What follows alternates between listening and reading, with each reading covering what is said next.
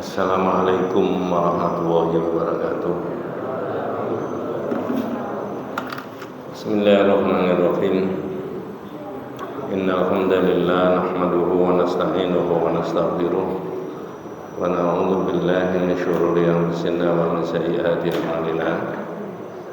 May yahdihillahu fala mudilla lahu wa may yudlil falan tajida lahu waliyyan mursyida.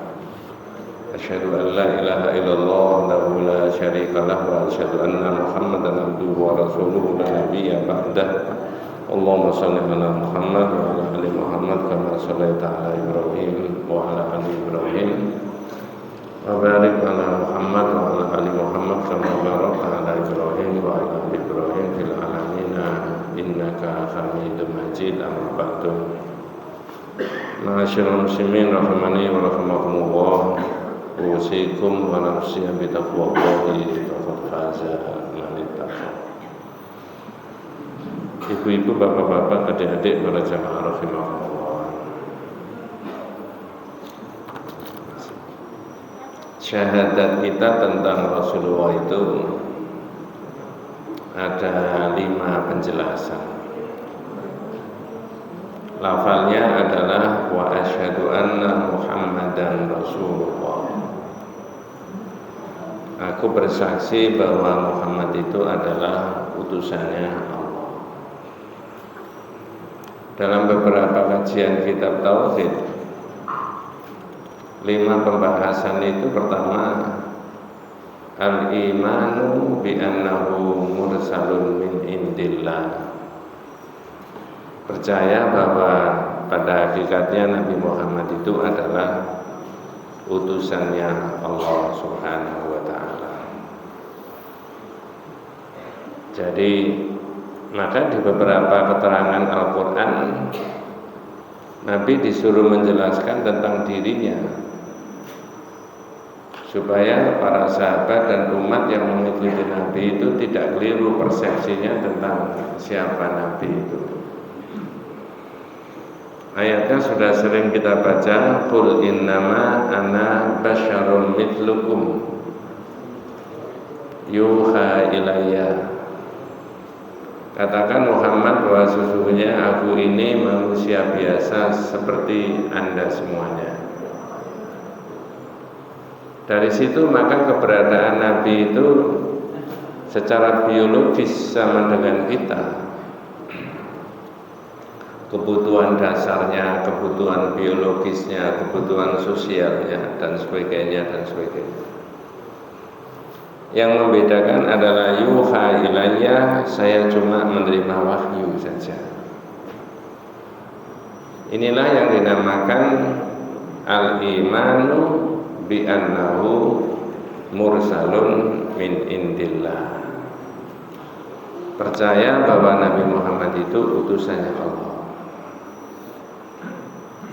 Nabi Muhammad dalam kehidupan sehari-hari memang juga butuh untuk memenuhi kehidupan ekonominya dengan cara berdagang, keluar masuk pasar ya. Itu pun direaksi oleh orang-orang kafir, tidak mau mengimani Muhammad sebagai Nabi dan Rasul. Alasannya sederhana. Wa qalu ma li hadzal rasul ya'kulu ta'am wa yamshi fil aswaq walaula unzila ilaihi malakun fayakuna ma'ahu nadhira. Orang-orang itu semuanya mengatakan, mengapa Rasul itu kok mengaku sebagai Rasul kok makan seperti yang dimakan manusia pada umumnya. Wa yamshi fil aswaq, lalu berjalan-jalan di pasar. Tapi kata orang kafir, walaula unzila alaihi malakun, kok tidak malaikat saja yang diutus oleh Allah. Fayakuna ma'ahu nadhira, kalau malaikat itu bisa mendampingi Muhammad sebagai memberi peringatan.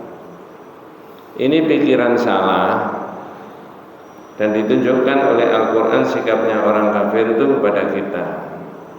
Justru Nabi Muhammad itu manusia biasa, kebutuhan biologis dan ekonominya juga sama, Maka Rasulullah itu keluar masuk pasar dan makan seperti yang mereka makan, karena Nabi itu dipakai contoh oleh manusia. Kelirunya pikirannya di situ. Kalau malaikat yang dipakai contoh nggak mungkin bisa, karena malaikat secara khusus diciptakan oleh Allah untuk mentaati Allah. La ya'suna, tidak maksiat kepada Allah. Sedangkan manusia itu di dalamnya ada banyak kekuatan. Maka diutuslah manusia biasa untuk diangkat menjadi nabi dan rasul. Ini al-imanu bi annahu mursalun min indillah. 1. 2. Nusaddiquhu fima akhbara. Konsekuensinya kalau sudah mengimani Nabi Muhammad sebagai nabi dan rasul, itu membenarkan apa yang diterangkan oleh Nabi. Ya, nusaddiquhu fima akhbara, yang dikhabarkan oleh Nabi. Tentang apa? Hal-hal yang secara zahir tidak diketahui oleh manusia sekarang. Al-jannatu haqqun, an-naru haqqun. Misalkan surga itu ada, neraka itu ada. Siapa mas yang ngabarkan? Ya Nabi. Begitu aja kok dipercaya. Loh, itu kan konsekuensi daripada kita beriman sama Muhammad sebagai nabi dan rasul itu. Nah, menurut saya, kalau orang itu yakin al-jannatu haqqun, an-naru haqqun sebagai berita yang disampaikan oleh Nabi, lalu di dunianya bagaimana? Kehati-hatian itu ada. Wah, ini bukan milik saya Pak, mohon maaf, saya nggak berani ngambil, nggak berani. Wah, ini nanti bisa mencelakakan orang Pak. Macam-macam lah. Itu semuanya dihindari sebagai konsekuensi dari keyakinan bahwa surga itu ada, neraka itu ada. Jangan-jangan hanya sekedar uang berapa, sekedar kebijakan apa, sekedar begini lalu bisa melesetkan imannya orang masuk di nerakanya Allah. Karena yakin al-jannatu haqqun, an-naru haqqun. Tapi kalau orang sembrono seperti yang kita dengarkan di berbagai media, YouTube ini, ya, seenak saya aja orang, ya, ngambil yang bukan haknya, membodohi orang, mengolok-olok orang dan sebagainya. Kalau dia yakin surga ada, neraka ada, tidak begitu mestinya. Ya, sembrono dia hidup, pun dia juga akan mati. Ya, nah begitu. Yang ketiga, nuti'uhu fima amara, mentaati yang diperintah. Saya sering memberi motivasi jamaah-jamaah, ya termasuk saya sendiri. Mohon maaf kalau saya pas pray itu ya, tidak ngaji atau mungkin pagi. Saya sempatkan buka HP, YouTube, mendengarkan ustadz yang lain, yang levelnya nasional, bahkan internasional. Ulama-ulama Arab Saudi banyak ceramah dalam bahasa Arab, walaupun bahasa Arab saya tidak seberapa bagus. Kadang-kala yang dikaji oleh ustadz level nasional itu kitabnya saya punya, tak buka, ini HP saya begini kan. Mengapa kok begitu? Nabi memerintahkan orang tidak boleh membiarkan dirinya tidak tahu agamanya. Saya ulangi, Nabi memerintahkan orang Islam itu tidak boleh membiarkan dirinya tidak tahu agamanya. Sekarang saya tanya, kalau membiarkan dirinya tidak tahu agamanya, caranya mengamalkan agamanya gimana? Enggak tahu. Kalau tidak belajar sendiri, mendengarkan di YouTube, mendatangi majelis apa? Taklim, majelis ilmu. Makanya majelis ilmu itu sangat mulia. Orang sholat berrakaat-rakaat dibandingkan dengan duduk mendengarkan majelis ilmu, nilai pahalanya masih banyak duduk di majelis ilmu. Ini nuti'uhu fi ma'amara, mentaati yang diperintah. Makanya Pak ya, ketika Rasulullah itu wafat, ada opsi bahwa Nabi itu mau dimakamkan di dekat mimbar. Mengapa kok begitu? Setiap hari di mimbar menjelaskan agama di Masjid Nabawi. Tapi sahabat yang lain menolak karena nggak ada syariatnya harus dimakamkan di masjid, apalagi mimbar itu di dalam masjid. Jadi Nabi setiap hari menjelaskan agama. Bahkan ada gerak-geriknya Nabi yang tidak biasa saja. Sahabat itu tanya, penasaran. Contoh, Nabi Muhammad subuh-subuh terlambat ke masjid, dijemput oleh sahabat yang namanya Bilal. Sahabat Bilal yang bagian apa? Adzan. Tahu Nabi Muhammad nangis. Jadi nangisnya di malam hari. Ada ceritanya panjang ini ya. Sholat sampai direwangi nangis. Begitu keluar, sahabat Bilal tahu Nabi itu menangis ya. Cara jawabannya apa itu? Mata yang habis dipakai nangis berjam-jam itu. Ya pokoknya itulah. Ditanya sahabat Bilal. Tanya sahabat Bilal apa? Lima tabiki ya Rasulullah. Waqad ghafarallahu laka ma taqaddama min dhanbika wa ma ta'akhkhar. Nabi, kok menangis ada apa? Maksudnya ada apa itu? Ada syariat apa sampai direwangi nangis? Mengapa kok begitu? Saking hausnya sahabat itu tentang agama. Sahabat yang begitu itu haus tentang ilmu agama. Kita nggak haus belas. Kelempokan malah. Iya Pak ya. Mohon maaf ini saya tadi sudah cerita diri saya sendiri. Iya, mari saya buku kitab-kitab yang saya ajarkan saya taruh di meja saya. Saya buka istilah. Jadi itulah merintahnya Nabi nuti'u fi ma'amara wa natruku ma nahaa anhu wa zajara. Jadi 5 masalah tentang keimanan tentang Nabi, saya ulangi sepintas. Al-imanu bi annahu mursalun min indillah, percaya bahwa Nabi Muhammad itu utusannya Allah. Nuti'uhu fi nusaddiquhu fi ma akhbara, membenarkan yang dikabarkan oleh Nabi. Nuti'uhu fi ma amara, mentaati yang diperintah. Wa natruku ma nahaa anhu wa zajara, meninggalkan yang dilarang. Ini loh Pak yang kelima yang penting. Wa na'budullaha bima sya'a, beribadah kepada Allah menurut yang disyariatkan. Itu kunci. Saya ulangi, beribadah kepada Allah menurut yang disyariatkan. Saya tanya, kalau tidak disyariatkan, boleh nggak orang merekayasa ibadah makhluk? Nggak boleh. Panjang keterangannya. Bukan hanya sholat. Yang makhluk itu adalah ketentuan dari Nabi. Mohon maaf, ini bukan persoalan yang lagi viral di masyarakat. Kalau perintahnya Nabi, orang membaca Al-Fatihah atau imam membaca Al-Fatihah, waladhdallin, disuruh merespon dengan membaca apa?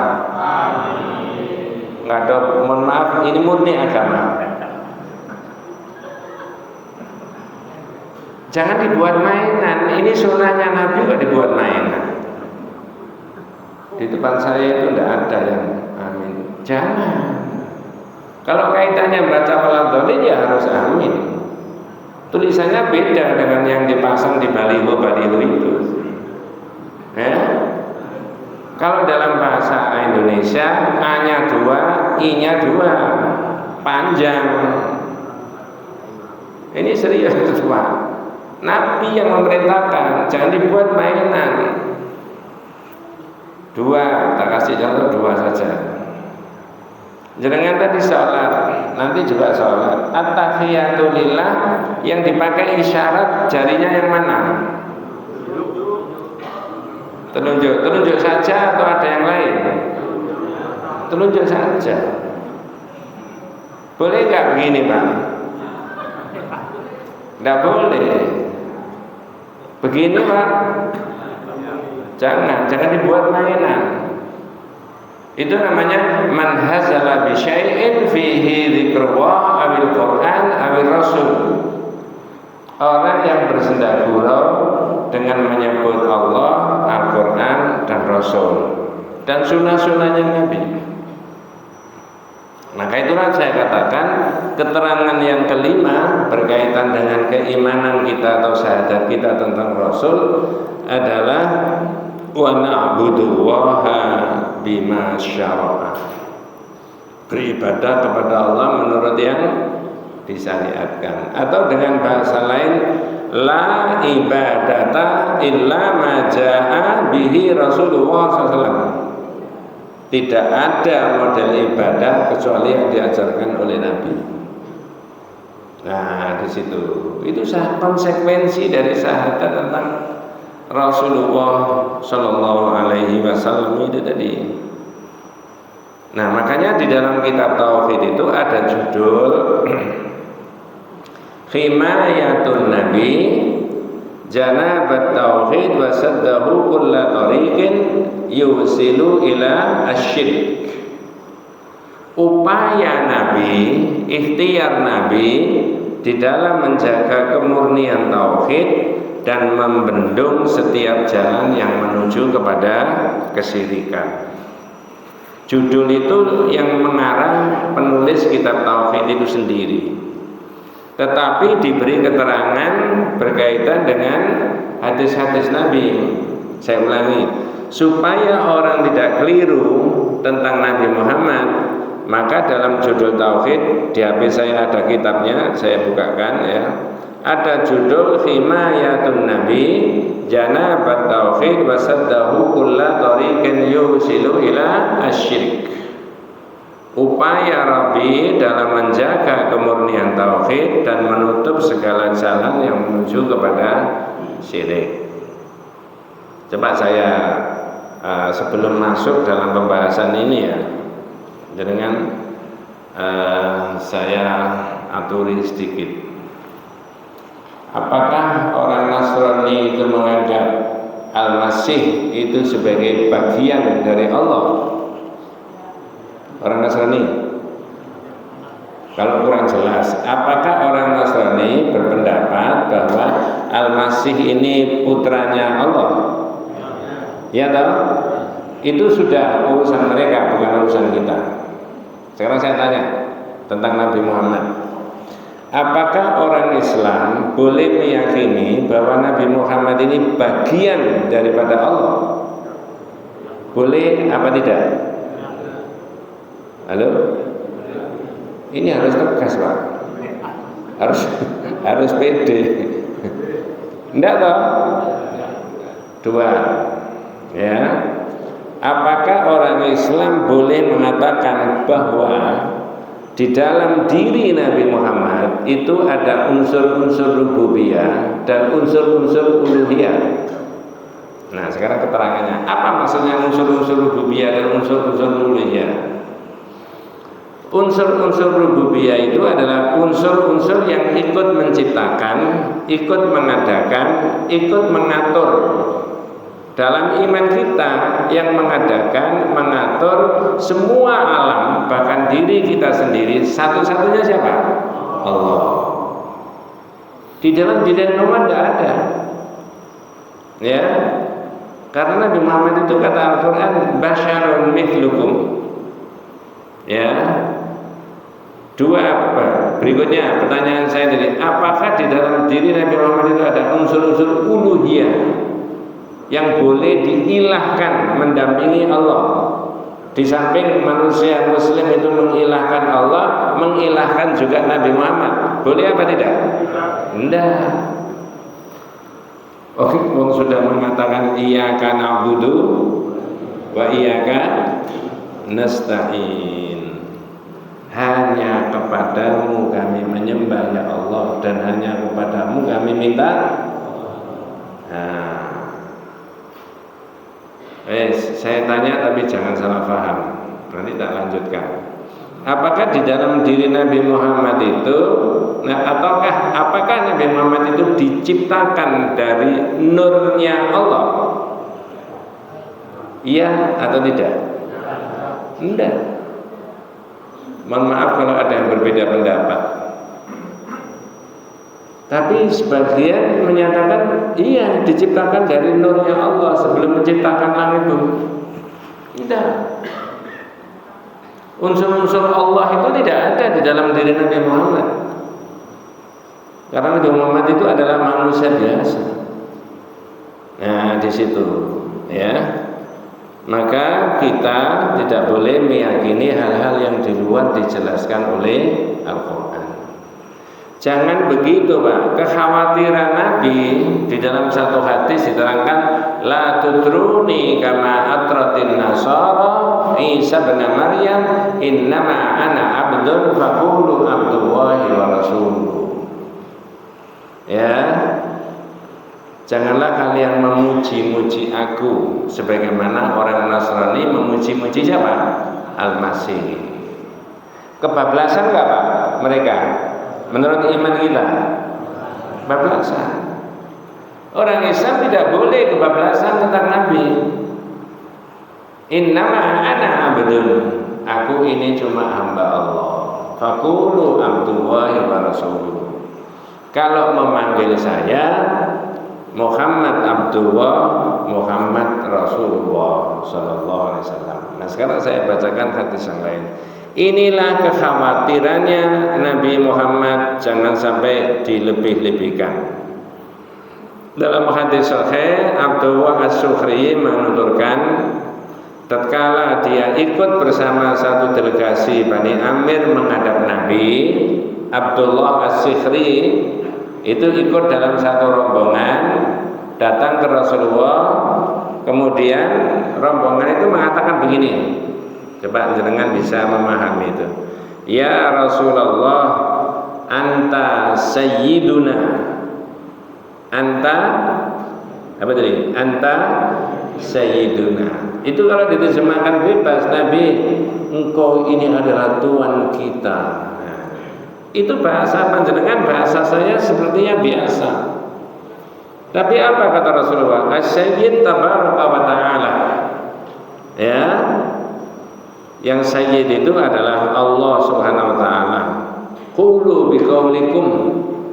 Anda ngomong biasa saja, menyebut saya itu biasa saja. Ya. Au ba'di qaulikum, atau sebagian yang Anda sudah ucapkan kepada saya. Wala yastajriyannakumus syaitan. Jangan sampai ucapan Anda itu dibelokkan oleh setan. Berarti mohon maaf, orang tersesat akidahnya, saya ulangi, orang tersesat akidahnya bisa dari ucapan, Pak? Bisa dari ucapan? Kapan hari sudah tak terangkan. Saya beri contoh. Tersesatnya ucapan itu ya. Mohon maaf, ini bukan siapa-siapa. Tak kasih contoh putranya Pak Gubernur Ridwan Kamil saja, yang sudah dipundhut sama Allah. Mudah-mudahan Allah memberikan rahmatnya, mengampuni segala dosanya. Mudah-mudahan Pak Ridwan Kamil sama keluarga dikuatkan imannya sama Allah. Jenengan bisa mikir, satu-satunya anak yang dipunyai yang laki menurut berita, saya sih nggak kenal, nggak tahu. Anak sudah tumoto, sudah lulus S1, mau disekolahkan di luar negeri S2. Secara ekonomi dan status sosial namanya gubernur tidak kekurangan apa-apa. Betul Pak ya? Salah satu kebahagiaan adalah anak yang sukses nanti tinggal sekian tahun. Nanti berikutnya dimantu, punya cucu dan sebagainya. Semua orang punya harapan begitu. Ketika diajak ke luar negeri, kemana dulu itu Pak? Swiss. Nah, cuma saya tidak tahu sudah beli jam apa belum gitu. Tiba-tiba apa yang terjadi? Mandi di sungai. Siapa yang menyuruh mandi? Tiba-tiba dengan mandi di sungai tadi Allah mentakdirkan tenggelam, hanyut. Meninggal nggak Pak di Swiss? Saya tanya jenengan, enak apa tidak? Dirasakan oleh keluarganya itu loh, enak apa tidak? ya pasti gak enak. Itulah orang Islam itu disuruh beriman kepada Allah tentang takdirnya Allah, baik dirasakan manusia itu enak maupun tidak enak. Nah sekarang saya kasih contoh terplesetnya orang dari sisi ucapan. Kira-kira ada nggak orang ngomong gini, itu tadi kok pakai mandi, misalkan tidak mandi gitu kan enggak. Kira-kira ada nggak orang yang ngomong begitu itu Pak? Boleh nggak? Itu ingkar fil qada. Ya, menggunakan kalimat law, andai kata tadi itu dipakai apa? Al-i'tiradu 'anil qadar. Menentang takdirnya Allah. Coba. Orang Islam itu dilatih begitu. Oh, sudah kejadian, sudah meninggal. Orang sak kampung, sak kantor mengucapkan andai kata, seandainya, seumpama, nggak bisa hidup lagi. Coba, ini loh tauhid. Nah itu harus dilatih kita semuanya itu, harus yakin. Nah di situ. Jadi sekali lagi, Nabi tadi berpesan kepada para sahabat yang datang ke Rasulullah, ucapannya seperti begitu, wala yastahwiyannakum syaitan, wala yastajriyannakum syaitan.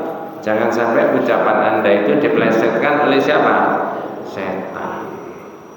Kalau saya tidak buka kitab, panjenengan tidak ikut join dalam taklim, tidak tahu kalau ada begitu. Makanya saya sering membuat ilustrasi kepada jamaah itu. Ya, habis sholat maghrib, enak mana? Ya, duduk di sini mendengarkan pengajian sampai nanti isya, dibandingkan dengan habis sholat maghrib pulang nyeruput kopi. Enak mana? Kalau sampai jawab enak di masjid, gorok sampai. Saya tanya tadi apa? Enaknya enak di rumah. Siapa bilang enak di masjid? Tapi orang Islam tidak boleh begitu. Ya. Kata jamaah, enak di masjid sambil nyeruput kopi, Pak. Itu ya. Kalau itu masih dibantah, hujan gerimis di pojok masjid sana itu ya jam 4 atau jam 4 kurang berapa gitu, ada suara kita dengarkan, as-sholatu khairum minan naum. Enak mana ke masjid di samping tidur? Kalau saya ditanya enak tidur, bener Pak ya? Mengapa bergegas ke masjid? Nah itu tadi, nuti'uhu fima amara, mentaati yang diperintah.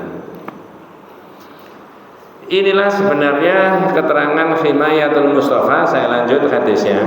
Ada lagi Pak, bahasa ini di dalam hadis ini kalau menurut panjenengan dan menurut saya benar, tapi oleh Nabi tidak boleh. Ada rombongan diriwayatkan juga dari Anas radhiyallahu anhu, ya, ia menuturkan bahwa ada orang-orang yang berkata, perhatikan kata-katanya orang ini kepada Rasulullah, ya Rasulullah, ya khairana wa bna khairina, ya sayyidana wa bna sayyidina. Dua kata-kata yang disampaikan orang itu kepada Nabi. Wahai Nabi, engkau ini adalah orang yang terbaik di antara kita, dan engkau ini adalah putranya orang yang paling baik di antara kita. Benar Pak? Betul kan? Oh, sudah jelas benar. Ya, yang kedua, ya sayyidana wa bna sayyidina. Engkau ini adalah tuan kita dan engkau ini adalah putranya tuan kita. Itu menurut saya dan menurut panjenengan ini bahasa biasa.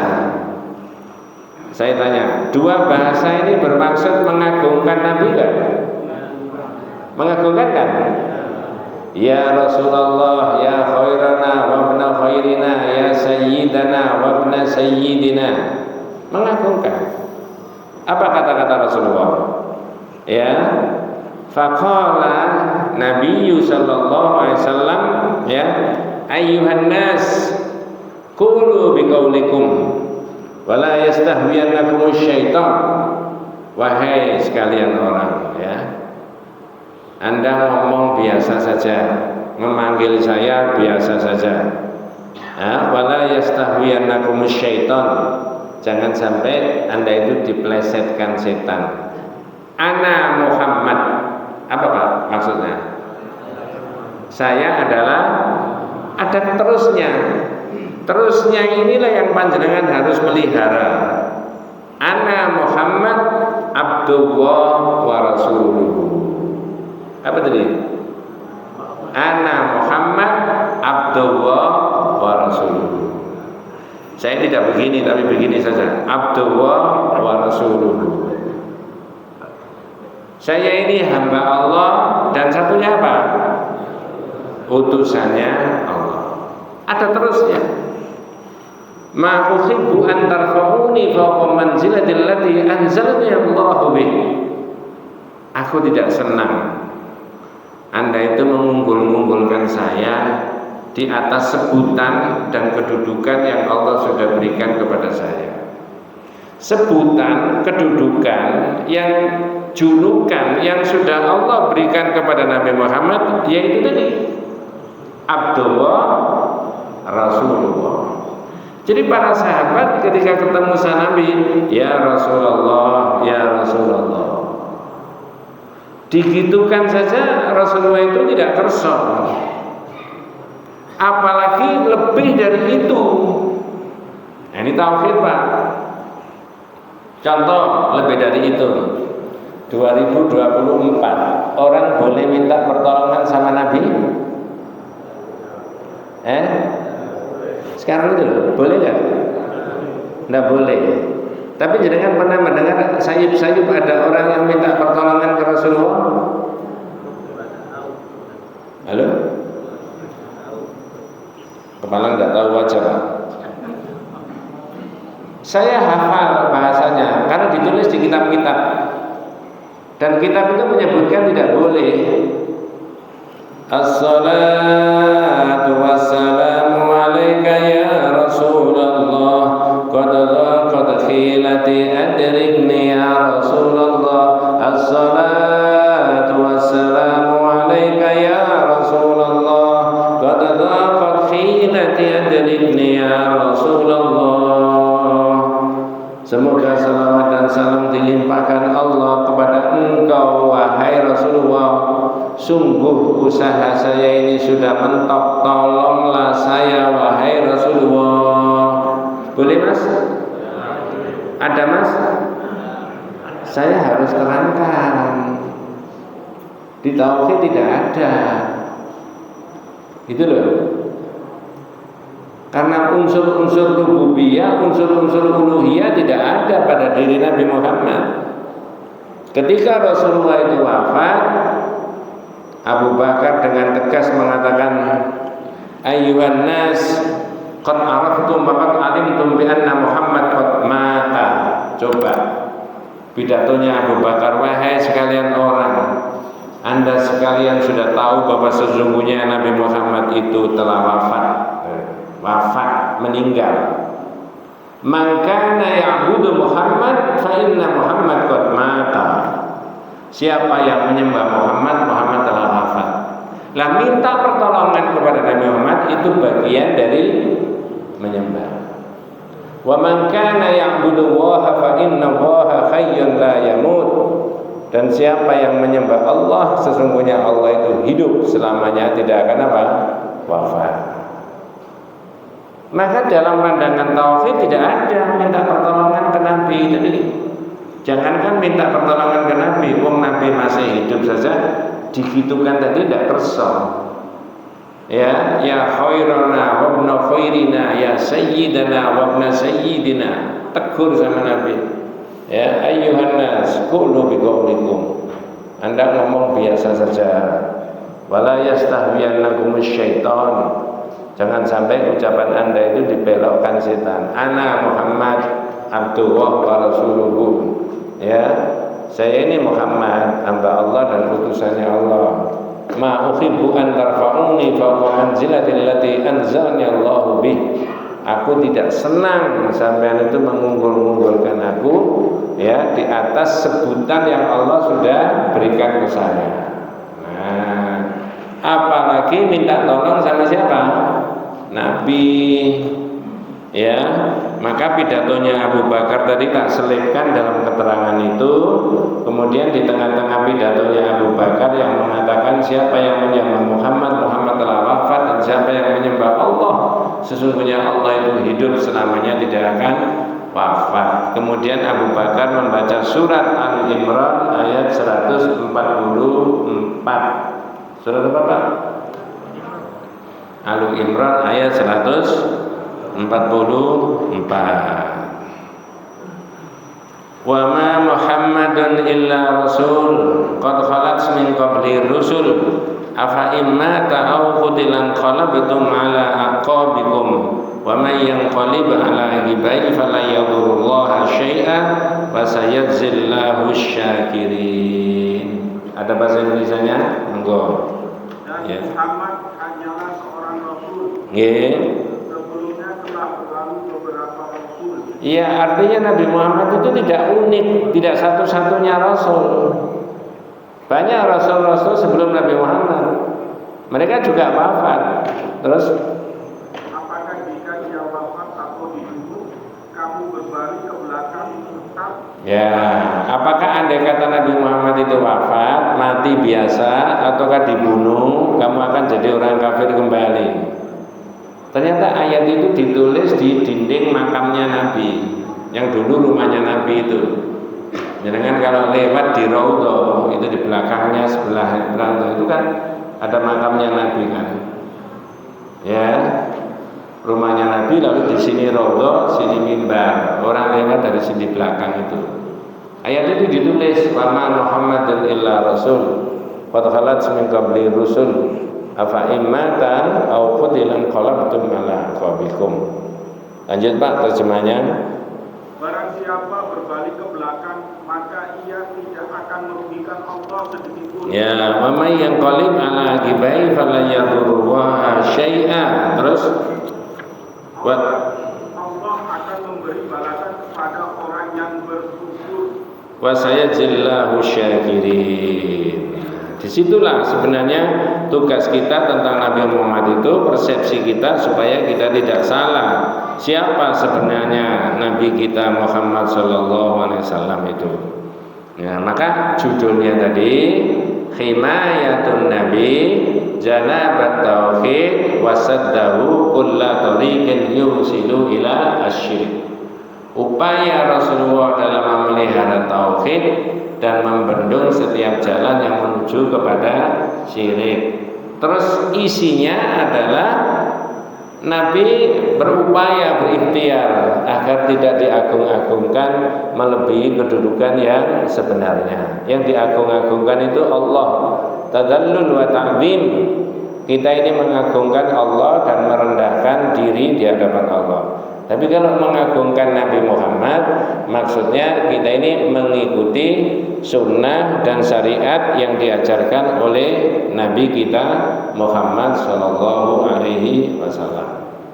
Pak, Bu, mudah-mudahan panjenengan dan saya diberi umur panjang sama Allah SWT. Tapi barokah umurnya.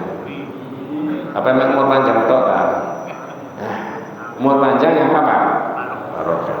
Mengapa kok saya bilang gitu? Kitab ini tinggal satu judul. Ngajinya mulai 2019 awal. 19, 20, 21, 22, 23. Betul 5 tahun khatam. Kalau ganti kitab yang lain lagi, Firqatun Najiyah wa Taifah Al-Mansurah, di dalam kitab itu ada judul Al-Qiyamul Mamnu', berdiri yang dilarang. Tapi di balik itu ada al-qiyamul matlub, berdiri yang boleh. Berdiri apa maksudnya? Tak selipkan di situ. Berdiri dalam arti menghormati seseorang. Ada keterangan dari Nabi, hadisnya tidak satu, tidak dua. Para sahabat sedang duduk begini, ya. Rasulullah itu datang. Ada yang tahu, kharaja alaina Rasulullah sallallahu alaihi wasallam muttaqiyan ala asar. Faqumna ilaihi. Itu Rasulullah datang menuju kita. Mari kita berdiri. Nah, itu kalau saya dan jenengan digitukan gitu tambah seneng apa? Tambah seneng. Seneng Pak. Keluar dari masjid kopiahnya nggak cukup, gede. Tapi ini Nabi yang digitukan Mas. Loh ini benar itu. Jadi kita ini harus mengikuti itu. Oh gitu aja mana sirik, nggak sampai sirik. Tapi supaya salah, menyerupai apa kata Rasulullah itu? Saya ulangi hadisnya. Kharaja alaina Rasulullah sallallahu alaihi wasallam muttaqiyan ala asfakumna ilaihi. Itu Rasulullah menuju kepada kita. Mari kita semuanya berdiri. Nah, ketika Nabi itu sampai di situ, apa dawuhnya Rasulullah? La taqumu kama taqumul ajimu ya'dimu ba'dhum ba'dan. Jangan berdiri, Pak. Kayak orang asing aja sampean itu. Orang asing itu orang Persia dan orang Romawi yang ketika menghormati raja-rajanya sambil apa? Berdiri. Tradisi Islam tidak boleh sama Nabi. Orang ketemu orang itu disunahkan sama Nabi memberikan salam atau berjabat apa? Tangan. Memberikan salam itu bukan menghormati. Para hadirin, sebentar lagi Ustadz akan memasuki masjid. Para hadirin dimohon. Itu kopiahnya nggak cukup oleh Ustaz. Digitukan aja enggak mau. Oh gitu aja kok, masa gitu aja sirik. Jangan begitu. Ini Nabi yang tahu. Makanya tadi saya katakan, orang yang sudah bersahadat tentang Rasulullah, makna berikutnya nuti'uhu fima amara, mentaati yang diperintah oleh Nabi. Ya sudah. Nah, inilah himayatun Nabi, upaya Nabi di dalam memelihara tauhid dan membendung setiap jalan yang menuju kepada apa? Syirik. Intinya rombongan yang datang tadi, ya Rasulullah, ya khairana wa ibna khairina, ya sayyidana wa ibna sayyidina. Nabi tidak kerso, disuruh menyebut Muhammad Abdullah, Muhammad siapa? Rasulullah. Dan hadis banyak. Nabi menyebut dirinya sendiri cuma apa? Saya ini hamba Allah, utusan Allah, hamba Allah, utusan Allah. Jangan dilebih-lebihkan. Maka mohon maaf, di tauhid tidak ada pikiran Nabi itu bisa datang ke sini lalu semua orang disuruh apa? Diri. Di tauhid juga tidak ada bahwa Nabi itu masih bisa dimintai apa? Pertolongan. Enggak. Kadang orang tanya, lalu syafaat bagaimana? Lain. Syafaat itu terjadi pada hari kiamat, tidak sekarang. Dan syafaat itu bukan miliknya Nabi. Miliknya siapa? Allah. Hanya Nabi Muhammad diberi izin untuk bisa memberi apa? Syafaat. Beda. Miliknya Allah, bukan miliknya Nabi. Lah kalau miliknya Nabi ya terserah sakarepku kan. Enggak. Miliknya Allah. Maka di dalam syafaat, ini supaya nggak salah paham, ada syafi', ada masfu'h. Syafi' itu calon yang memberi, masfu'h itu calon yang menerima. Kira-kira jenengan ini calon yang memberi apa menerima? Katanya menerima ya Pak. Kedua-duanya ada syaratnya Pak. Syafi' calon yang memberi diizini sama Allah. Ya, boleh. Ya. Masfu'h yang menerima diridhoi. Apanya diridhoi? Amal ibadahnya menurut yang diajarkan oleh Allah dan Rasulullah. Wallahu a'lam. Ya. Jadi tinggal satu judul nanti kita terangkan insyaallah di bulan Februari. Ya. Opsinya saya beri opsi 3 atau 4 aja. Tidak enak kalau 3. 1, ganti kitab yang lain lagi. 2, dibaleni mulai kitab yang ini pertama, 3 ngajinya libur dulu, ya. 4 diselang-seling 1 bulan ngaji. Pilih nomor berapa?